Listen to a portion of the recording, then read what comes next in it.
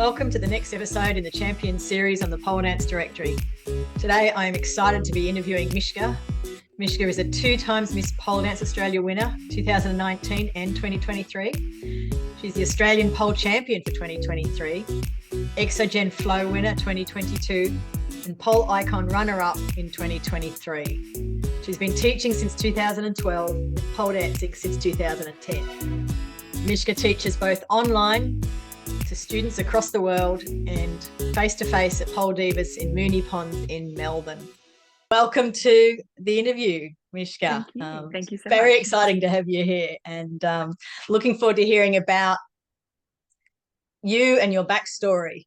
So if we kick off with our first question, it was like basically when did you start and why did you start pole? Yes. So I started pole dancing in 2010. And the why was actually just my best friend. She had started pole dancing before me, and she was like, "You should do this." And I was like, "I don't have time, and I'm busy." And I was working a lot of jobs, and I was at university and doing the hustle of uni and working all my jobs. So yeah, so I didn't start, and then I saw her dancing like an advanced showcase, and I was like, "Oh, this is pretty cool."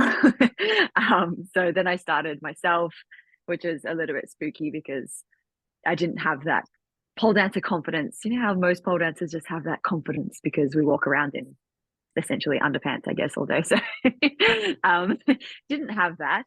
And I also almost quit because of a move that we call kitten kicks. You literally just mount the pole, you rock backwards and you kick your legs. But my thighs were like, no, absolutely not. So I almost walked out of that class and thought, this is not for me. This is too painful. So I'm very glad I kept going. Yeah, it is painful in those early days, isn't it? On the skin generally. I remember Absolutely. that well. Yeah. I mean, like it still can be, can't it? Like it absolutely can be, but it's different to that first shocking moment where you're like, what is this? Yeah. Yeah. And does your friend still pole? She poled for the longest time. She quit a couple of years ago and she's actually taken up Lyra now. So she's sort of back in the the aerial world again. Yeah. But she's quite enjoying Lyra. She loves it. Yeah. Yeah. Okay. And what else had you done like physically before you started pole? Had you done dance or gymnastics? Were you a cheerleader? No, I was a triathlete, which is very pretty different, strong.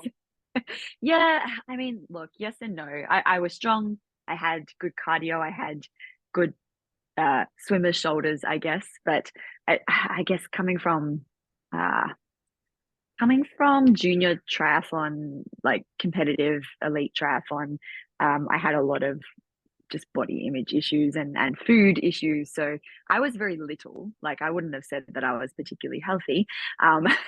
So yeah, like, you know, I was a lot smaller back then, I guess. I didn't have the old pole shoulders that I do now. But yeah, like I guess still strong in a way. Absolutely had that base strength to be able to get up and over in an invert, which a lot of people at the start of their pole journey, an invert is borderline impossible at the start, right? Like I remember my best friend actually doing a dodgy and teaching me how to do an invert in practice time.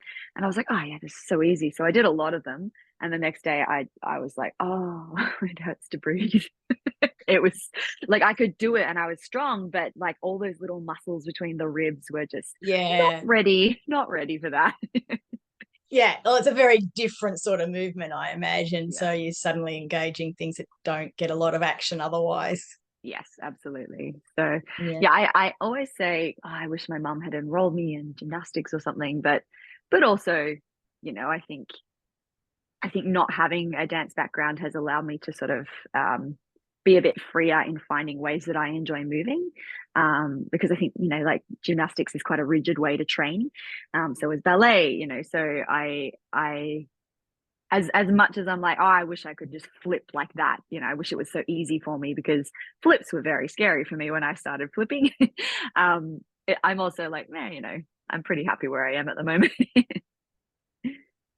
So you've obviously got a background then in competing, because you said you competed in triathlons. Is it just in your nature, so it was kind of inevitable that you'd compete in pole, or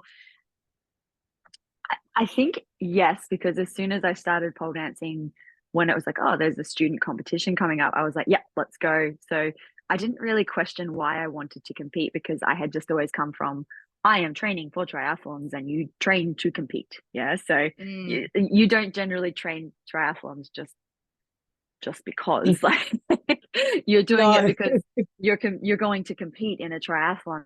So I guess I didn't really, and for quite a few years, I didn't really stop and go, why am I wanting to do this show? Like, I didn't put a lot of thought into my shows either. I would just submit an application to a show, but not even know what song I was going to be doing or anything like that, because I guess that's what you do with triathlons.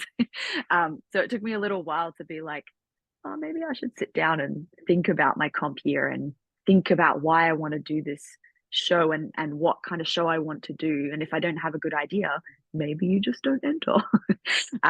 Because yeah, like it was just normal to you are training to compete for me, I guess. Mm. Yeah. Mm. Yeah. Yeah. I understand that mindset. It's hard to get out of the competitive mindset sometimes. It is, yes. But you've certainly got an amazing, incredible, awesome list of titles. I'm not going to ask you to repeat them all here, but what are your key top ones that you're the most proud of? um I'm very proud of both of my Miss Pole Dance Australia wins. Like the look, the second one absolutely as well, but the first one was more of a shock and probably felt more not more exciting. They're both very exciting, but I had come from a back injury the year before I had to pull out of Miss Pole Dance Australia because I like stuffed my back pretty badly, and I had to go through all this rehab and strengthen my body and make myself very strong. So the next year when I was competing, I was like, I'm happy to be here. This is just like, I'm just genuinely happy to be competing again. There's no pressure. So when I won that one, lots of tears and shock because I was like, what? How? What? So that one is like a nice special memory for me, I guess. Mm. But yeah, definitely the recent Miss Pole as well, and Exogen Flow in 2022 because I love all my routines, but that routine felt really nice. I really love that routine. And again came in being like, oh, I just want to flow. There's no expectation. It's nice when there's no expectation, I guess. Like it feels nicer. So if you come out successful from it, it's a nicer memory. Yeah. Yeah. Yeah. It certainly can be hard going into competing with those expectations, both your own expectations as well as what you perceive the external expectations are. I mean, now Yeah. that you've got a little bit of a name for yourself, a big name for yourself, um, that must be something, mentally that you have to deal with going into competitions is your how you see or perceive others' perceived expectations, if that Mm. makes sense. Yeah. No, that makes a lot of sense. It is tricky and it takes work, and some days you don't have a handle on it and you're like, oh, I'm just going to be shit and blah blah blah, and all these negative thoughts happen and all these people have expectations and it's stressing me out, so of course I'm going to be shit and I'm going to stuff it up because of all the pressure. But most days, not most days, like you just need to, like anything, just continuously work at controlling that because they're just shit thoughts, like Yeah. they're not helpful. Like, yeah. And it does get away. Like it got away from me in 2022. Because I think I was coming back from, I think I won Miss Bowl in 2019 and then we're in lockdown. And I thought, oh, I'll compete the next time Miss Pole was on again, which was 2022. And there was just a lot of pressure and people were like, are you stressed? You must be so stressed. And I was like, well, now I am. Thank you. Yeah, that does not help. That does definitely not help.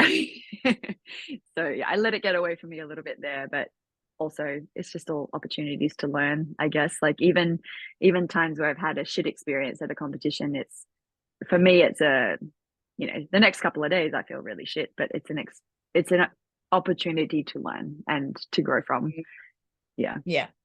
Yeah, for sure. So other than that kind of expectations, is there something else that you find the most difficult about competing? What do you struggle with there? I struggle with uh I mean, like competing is hard, yeah, but I also, while I have the normal nerves and everything, I will be side of stage and I say to myself, it's not even about you. You're going out there and you're going to make your students proud and you're here to entertain the people. It's not about you. It's not about you. All right. So that calms me down.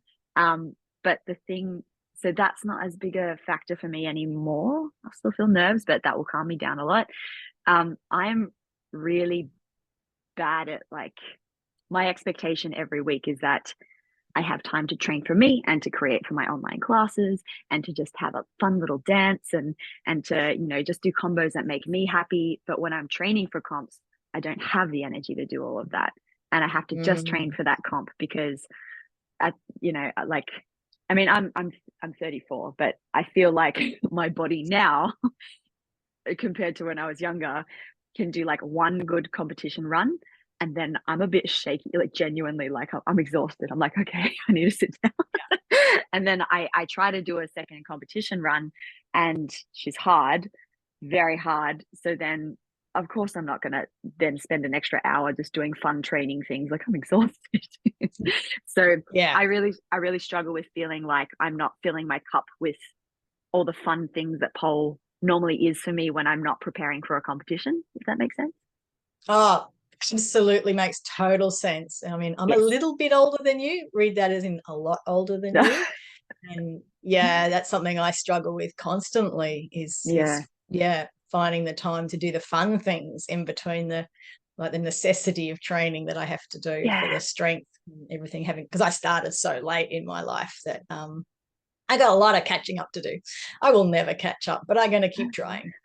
I mean, like, what is there to catch up? Like, pole is everyone's experience is different in pole. Like, and if you're going to be a lifetime poler, like, we've got our whole lives to like catch up, you know? Yeah, but Yeah. that's the thing that I really struggle with because I I I do find pole genuinely so fun. It is so fun. Mm. And I also think that the combos that I'm doing in my routine are fun, but running your routine in full, like I dare say that no one, absolutely no one enjoys doing a full run of a routine. It's not fun. Like it's going to give me fulfillment because I can put it on stage and hopefully it's the perfect run that I can perform in front of people and Mm. I can watch it back and be really proud of it. But doing the runs when you're training it is not fun.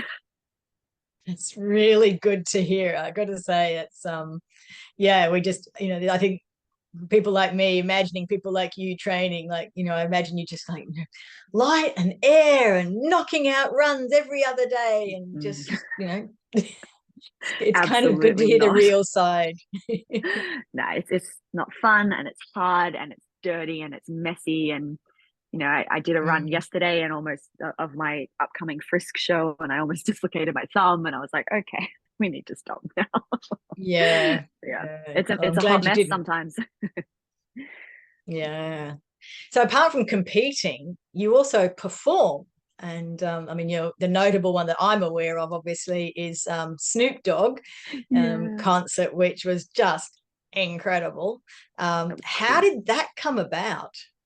Yeah, so that was so cool. That was so Nicole the pole had put out a thing on her story on Instagram about, hey, any pole dancers in Melbourne, here's like here's a application form. I hadn't seen it, but some friends were like, you should do this. And I was like, oh lol, I'll put in a application, I'll do a quick audition video. So the requirement was you had to like dance to one of Snoop's songs. And so I did that and put it in, but didn't really think much of it because it was a bit last minute. But yeah, then I got a call from Nicole and I was like, oh my God, it's happening. um, so yeah, that was cool. We locked it in. Yeah, and then just rocked up and it was wild because walking out to that many people. I mean, you walk out on stage and there's a lot of people in the audience, but that was absolutely absurd. I like Mm. it felt like the scream like blew my hair backwards. It was nuts. So yeah, that was very cool. I really enjoyed that moment in my life. That was very, very fun. And also I think made me do the longest INX I've ever done in my life when he said stop. I was Oh like, my goodness. I am stopping. Yeah, there was just no quitting on that, was there? Not with that many people in the audience. And I wasn't too tired. Yeah, I remember slowly rotating because it was on a stage pole, like an X pole stage, and the rotation was just sort of slowly taking me back and forth, and I like made eye contact with an audience member.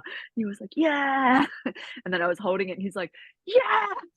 He just kept getting more excited, so I was like, I guess I'll just hold it. Yeah, yeah. It's a wonder you could move afterwards. You weren't just locked solid forever at an INS. So I'm very thankful to that guy because I think he really hyped me up. I was like, yeah, I will hold this. Yeah, yeah. Fantastic. Have you done any other performances? You must be, because you just mentioned you're training for Frisk. Is that another show? Yeah, so that I am actually competing in that. I I wasn't going to, and then yeah, my manager at the studio was like, "You gonna do it?" And I was like, oh, "Maybe," because I wanted to bring back a show that my partner was in. And yeah, so I wanted to bring it back in because I'm also a big believer in like do your shows more than once. Like we prepare for a show and we do it once for 3 minutes or 3.5 minutes or 4 minutes or whatever it is, and then we like put it in the bin. No, I spent lots of money on this. I spent money on costumes and coaching, and like I think it's nice to get out and have the opportunity to do a show more than once. And gymnasts perform their routines like multiple times. So do it again, So I did want to bring it back. It is a competition though for me, like it's not a show, but with my partner on stage, it does feel like we're just performing. I have performed for Cabaret de Paris before as well, which is really cool. That was excellent. Mm. That was at the Crown. It was on again like an X stage, which are not my favorite things in the world. I find them very scary. Very like I'm a large pole dancer. I'm fairly tall. I feel like a lot of pole dancers are compact sized, but I'm quite large. So when I get on an X stage, it feels like I'm just swaying in the wind. So I Yeah. had to calm my nerves there, but that's okay. Have faith that it would stay up. Yes, Yeah. absolutely. Yes. Yeah, they do. So you've won some amazing titles. You've done this incredible stage performance with Snoop Dogg. Is there something left in the Mischka bucket to conquer? Oh, oh. Um, I feel like I guess I'm not. Uh, very hard question. Like I would love to. Anytime I'm competing these days, I want to go in with the goal of trying to be my absolute best on the day, which can be competitive, without sounding arrogant. Like if I'm at my best, I can be competitive. So, I would love to compete hard at pole icon and, take that out one day. That would be amazing. And anytime I do perform, like I'm not going in with the sole purpose of trying to win a thing, but to be my best. So, like even at Frisk, I've never competed at Frisk before. Like I want to try to put my absolute best on stage and make people feel things. So anytime I am competing in the future, like I used to, like I said, just enter into a competition and just not be prepared. I'm too old for that shit. Like I don't want to walk off a stage now and feel like I was underprepared or I didn't put my best on stage or I didn't have enough time to think about the nuance of this storyline or something. So yeah, like I've still got a couple of years of competing left in me for sure. I mean maybe many years, who knows? But yeah, like if anything, bit of competing this year and then a lot more travel, a lot more interstate travel as well for workshops and focusing on my online stuff. But yeah, like I think Mm. everyone thought after Miss Pole I would just focus on that this year, and then somehow I've talked myself into maybe doing 3 or 4 competitions this year. So I don't know what happened there. Sudden rush of blood to the pen. Yeah, I was like, yes, sign me up. Mm, mm. So, with all those big goals, obviously you must be doing a lot of training. How much do you train? Like in an ideal week, what would your training schedule look like across all the different things that you need to do? Yes. So the last couple of weeks I haven't done my gym twice a week, but like the last week I did, this week I will. So I try to gym twice a week. because of previous injury, and also I'm very prone to overtraining. So gym keeps me out of the studio, which is good. And it just means for me, it's training my body in probably like a not probably in definitely a more controlled environment. I love pole. I think it's excellent. I have control over my body, but I do feel like it is a lot more destructive to the body than a gym session, like Yeah, twisting and yanking a leg into a position. And yeah, it so is. I try to go to the gym twice a week to keep my body strong and fit, um, and capable. And at the moment, I'm doing a lot of power movements, like with my hip thrusters and things, to just make my fongies quicker and powerful and smoother. So that will have a really nice crossover into my training without me having to just do a million fongies when I'm training. Like let's not do that. Yeah. Um, but yeah, I would love to be in the studio like 3 times a week just for me for 2 hours each session, just training just for me. It does not always happen like that, around like teaching and private lessons and Mm. things like that. Like it doesn't always happen. And sometimes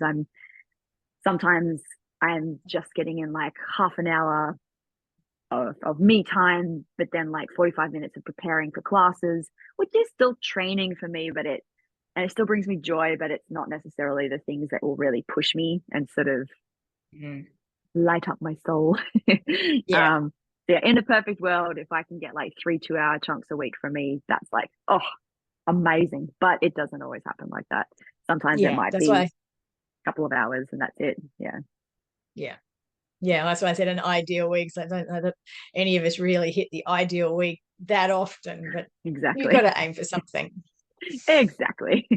I often think back to, yeah, when I was just a little bit less busy and I'd just come in and be like, oh, I've got 3 hours to play. I don't think I could play for 3 hours anymore. I'm too tired. But I used to. Yeah. Who was I? Yeah. Do you do any specific flexibility training or Yeah. yoga or meditation, any other sort of things that are part of training that might not be quite so directly physical? Yeah. Look, it is still very, very physical. I train with Ali May from Flexercise. She's phenomenal. She is the most amazing flexibility coach. So I have one day a week where we do an hour of her, kicking my butt into, at the moment it's back bends, because I don't like to do that by myself. I will split by myself. I don't want to back bend myself. Someone needs to tell me to do that back bend. um, so I do that, but it's not easy work. I am not a good meditator at all. So I don't meditate. I don't yoga. Um, I if I had a bath in this house, I moved into my partner's house a few years ago, and I really miss a bath. If there was a bathtub in this house, what I used to do is just like after a long week is just like soak and read a book. I love reading, voracious reader, but not much time lately, and no bathtub to read Oh, in. yeah, I'm with you on the bathtub and the book. I've Yeah, got to say that's one of yeah, my favorite kind of unwind, de-stress kind of ways. Maybe a candle and yeah, yeah. absolutely. But yeah, otherwise to unwind, de-stress, I guess like my partner's like my best mate, so we'll just couch it, chill, Netflix, have a drink, and hang out with our animals, because I've got my child is my cat, and my stepchildren are the two Chihuahua crosses. So we hang out Yeah, with the kids. the fur babies. Yes. Yeah. So one thing I really wanted to ask you about, because it's something I've done a little bit of competing, and the thing that I struggle the most with is coming up with the music choice. And you touched on that earlier when you said, you'd sign up for competitions when you didn't even know what song you were going to do. And I've spoken to other champions, and they've also said choosing the music is a real struggle pain point, because it's such an important part of the performance, because it sets the whole mood and intention. How do you approach choosing music? Do you have a bank of music ideas? What's your go-to process? Yeah. So yeah, like I said, obviously at the start of my competing journey, it'll just be, oh, I like this song, let's just do this. But or I did have a bank of songs that I enjoyed. They weren't necessarily they weren't necessarily always like the right choice for a competition, because yeah, I think there is a right and a wrong choice for a song, I guess. Like if there's a song that's quite, you know, monotone and doesn't really go anywhere, then you as a performer need to be the high and low then, you know, which is hard. Like music does help to take you on that high and low journey and tell your story. But nowadays I'm not entering into something unless I've really thought ahead about what I want, like what song I would love to dance to. And normally it's I don't generally go theme first and then song. Normally it's like I hear a song and I'm like, what does this sound like? What does this sound like to me? And I create like a storyline in my head because, you know, to me this song sounds like XYZ and this is me doing this in this journey. And yeah, so for me now I have all these songs that I've banked and put into a folder, and you know, one day maybe I'll be able to dance to this. I just got to wait for the right kind of competition or the right storyline in my head, which then obviously like gets assisted for me by my coach. So I train with Lisa D. She's also bloody amazing. If you ever get a chance to be coached by her, do it. So you know, for Miss Pole last year, I had this ridiculously silly song and I love it. And yeah, like I kind of said, like, it sounds to me like I'm this little wily piece of shit gangster that's just stealing money, and I'm running away, and I'm trying to get away with the money, but like it's you know, I keep getting like you know, found by the thugs, and and then I die in the end. And so then the nitty gritty of the storyline, like that was my broad feeling of this song, but then the nitty gritty of it was assisted by like, yeah, by Lisa being like, oh, why don't you do this here, and what about this here? And yeah, so I think talking it out with people is really, really important as well, because someone might just say the most simple thing of like, this sounds like this here, why don't you do this? And you're like, oh, good idea. So trying to have conversations with people about, if you found a song and you have a theme that goes with it, maybe you don't think the theme is strong enough, like talk it out with people so that they can be like, yeah, that makes sense to me. Like, how about also this? Or maybe they go, I don't see it. And that doesn't mean it's dead in the water. Like, ask other people as well. But yeah, it is really hard. I find that quite stressful. If I'm entering into a competition, which again, I say I don't really do that anymore, without knowing what my song is, I'm like, oh my God, there's so much pressure. It is. You want to come through with the goods, you know? Yeah. Yeah, no, it seems to be it's a common issue for all of us. And yeah, there's no quick fix from the sound of it. It's just you need to obviously listen to a lot of music. Yeah, and it's a bit scary because, like, you know, you kind of think, oh my God, what if whatever is in my imagination, what if the audience doesn't get it? What if they think it's stupid? And yeah, like I remember doing that before Miss Pole last year. I was like, oh God, the storyline is so silly. They're all gonna laugh at me. Well, they, you know, I think they laughed in a different way. They laughed with me.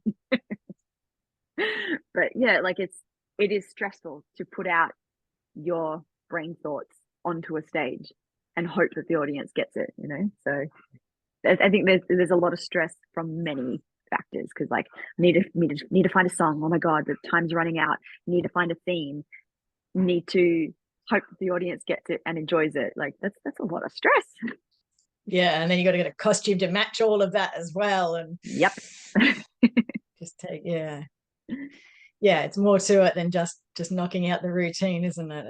Absolutely, it's a lot. Yeah.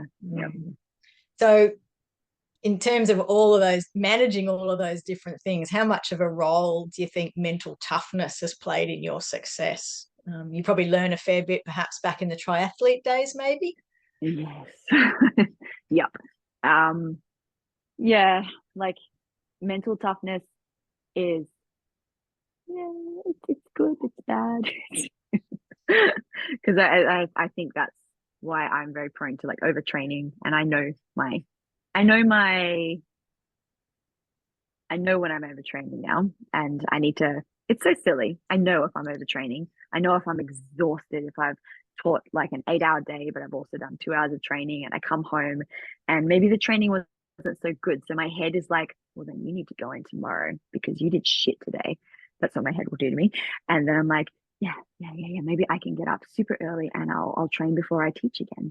And you know, send me another 8-hour day of teaching. Ha ha ha. So now I will speak to my partner and be like, babe, I just need to tell you my day. And then I need you to tell me if I should train tomorrow. And he's always like, no, you shouldn't. That's very silly. And I'm like, okay, thank you. That's all I needed to hear. So mental toughness, yeah, good. For me, mental toughness in triathlons made me overtrain because, you know, you just gotta push through. You just gotta push through everything. So not great in that respect. Great in the respect of you know, sometimes you do need to push through. Like, I think I was speaking to someone on a podcast the other day. Like, I would be on a bike riding my whatever 120k bike ride that weekend. It's terrible because I'm 16. Why am I doing this? And we ride somewhere out into the sticks. You stop at a bakery, you fuel up, have some food. Anytime I get back onto a bike after I've had a 20-minute break, my legs are dead. They take so long to catch up. And nobody else seemed to have this problem. They just off they go. So I'm 16, riding by myself because the group has left because my legs just can't keep up because they're deceased. And I'm on this bike in the country, like just like bastards left me, like kind of crying because you know, like I wanted more from myself. I wanted to be better. I wanted to be able to keep up with the pack of adult people training triathlon, and I'm 16. So you know, I think an element of knowing that you have 60 Ks to get home, you are riding by yourself, crying on the road. What are you going to do? You just got to ride home, bitch.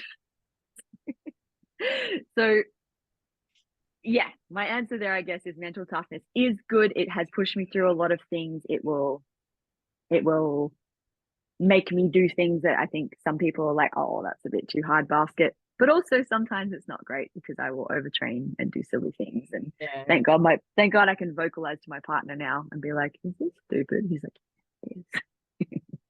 The I'm like, voice thank of you. reason. Yes. And I know it is, but I'm like, I should do it anyway. But so he's excellent for that. Mm, mm. So with that, then, I mean, you mentioned you've had injuries in the past and obviously had to do lots of rehab. I can relate to that. I think my life is just one long rehab. How do you handle those sorts of setbacks or losses? Do you have specific strategies that you use to bounce back or go-tos? Yeah, so injury wise, I mean, like I come from a background of like I went to university and got my master's in exercise rehabilitation. So I know how to manage my body. On top of that, though, you now know that I will also overtrain. So it doesn't matter if I know how to manage my body. My head is like, training, you will be better. So, you know, so But I'm different. Yeah, it doesn't matter. You'll be better if you do this training session. So I see Simone from the pole physio as well.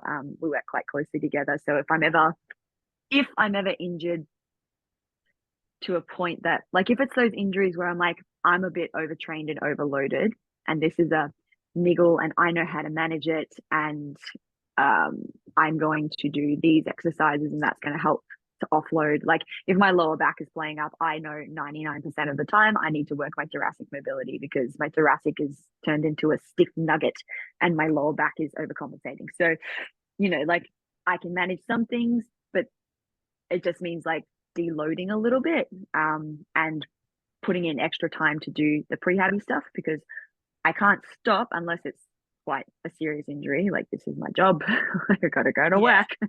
But if it is quite a serious injury, you know, I've learned it's, you know, better to not push through, or if you can, like you just teach verbally and do as little as you can. And I'll work with my physio Simone to fix the problems.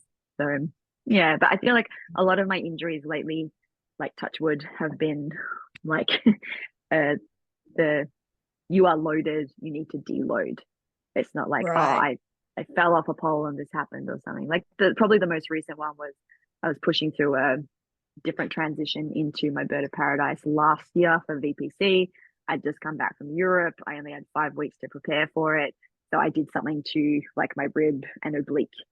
and that was pretty shit. That just hurt. Ribs hurt because they move when you breathe. So yeah, that was probably the last thing that I had to go to the physio for. All the other things have been stuff that I can kind of manage because I know my body at this point. So it sounds like the key, the way you handle those sorts of setbacks and things, is your deloading process, and then maybe going back to some of the basics that you know well. You said like the prehab exercises, and just do a little bit more focus. Is that fair sort of summary? Yeah, absolutely. And like, it's the prehab stuff that realistically I should do every week, but we don't have time, do we? Again, time, I mean, we've all got only so many hours of energy as well. Exactly. Yeah. Well, it's been amazing talking to you. Last questions I love to ask people: what's your favorite move or moves, and what's been your pole nemesis move? There's so much hard because I like all the things. I know this is so just boring, but I love a brass hook because of all the things that can come from it and all the transitions and the rotations and things that can come from it. I know that sounds really boring though. It's like, oh, a brass hook, but because of all the transitions that it can take you to, as well as anything where I'm like flying through the air on static, that's always very fun. So yeah, when I read that, because you'd sent the questions before, I was like, oh, I don't know what my favorite is. I love them all equally. Yeah, sorry, that's a bit of a boring one. Brass. I love a brass hook because of the things it can take me to. No, I love that. I love that idea that it's like opens the door to everything. That's really great. Yeah. Nemesis was also tricky. I was like, oh, what do I hate? What do I hate? Because I can't even say like a Gumby thing because I don't mind a mysterious side thing. I don't mind a Gumby trick anymore, like training a Gumby trick. Like it's quite exciting because you're like, oh, new body movements, new body sensations. But there's one transition where you end up trapped and you need to swish your bum I don't even know the name of it, to be honest, but I always feel like if I don't give it enough energy, my ass gets stuck and then I get sad. That's it, really. That sounds like a nemesis getting stuck. Getting stuck on that booty. The problem. Oh, thank you. So what advice would you give to the baby polers out there who might aspire to reach, so the level of success or any level of success? What's your advice for the baby polers out there? Enjoy the journey. Probably the thing I see the most at the moment with some of my students is like that like, well, I need to just be getting better. It's only improvement. It's always upward improvement, and that's what pole is, but it's really not. And if you feel like you plateau, which is absolutely going to happen, like get excited about different ways to do that same trick that you already know, different ways to transition into it, different ways to stylize it. Like pole shouldn't be addressed any differently to how you address like a gym program. What are you going to do in the gym? You go in and you do the same shit all the time. And while pole is a bit more exciting, like there's an element of that. Like you need to go in and sometimes you need to do the shit work if you want to see that improvement.